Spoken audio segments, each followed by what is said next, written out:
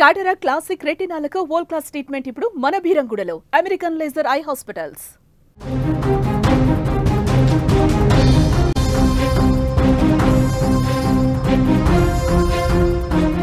ఇండోనేషియాలో స్కూల్ బిల్డింగ్కు కుప్ప కూలిపోయింది. దేశవ్యాప్తంగా విషాదాన్ని నింపింది.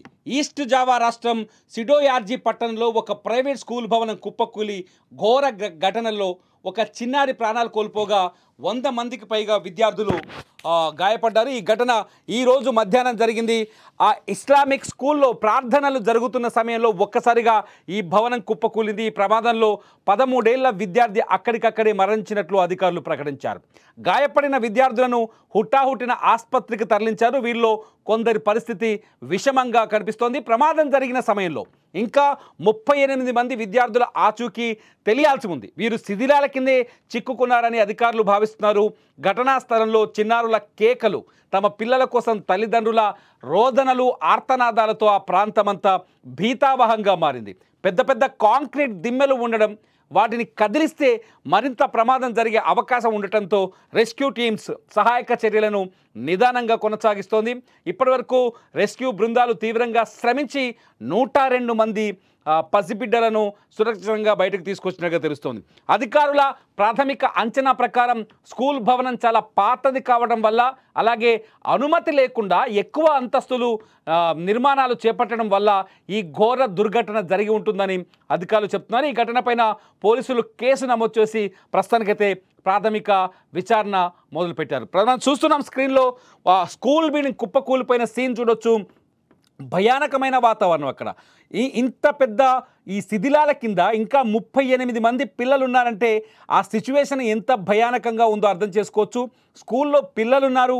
ప్రార్థన జరుగుతున్న సమయంలో ఒక్కసారిగా స్కూల్ బిల్డింగ్ కుప్పకూలిపోయింది. ఇక్కడ సిచ్యువేషన్ చాలా భీతావహంగా కనిపిస్తుంది. ప్రస్తుతానికి ఒక్కరి మృతదేహాన్ని మాత్రమే బయటికి తీసుకొచ్చారు. ఒకరి మృతదేహం దొరికిందని చెప్తున్నారు. చాలామంది పిల్లలు అక్కడే ఇరుక్కుపోయి ఉన్నారు. చాలామంది పిల్లల్ని కాపాడే ప్రయత్నాలు అయితే జరుగుతున్నాయి. రెస్క్యూ టీమ్స్ ప్రస్తుతానికి అక్కడ ఆపరేషన్ని కొనసాగిస్తున్నాయి. ఈస్ట్ జావా రాష్ట్రం సిడోయార్జీ పట్టణం ఈ సంఘటన జరిగిందని మనకు తెలుస్తుంది. మనం ఫోటోలో చూస్తున్నాం. లేటెస్ట్గా మనకు అందుతున్న ఇన్ఫర్మేషన్ ఇది. అక్కడ సిచ్యువేషన్ రెస్క్యూ ఆపరేషన్ చూస్తున్నాం.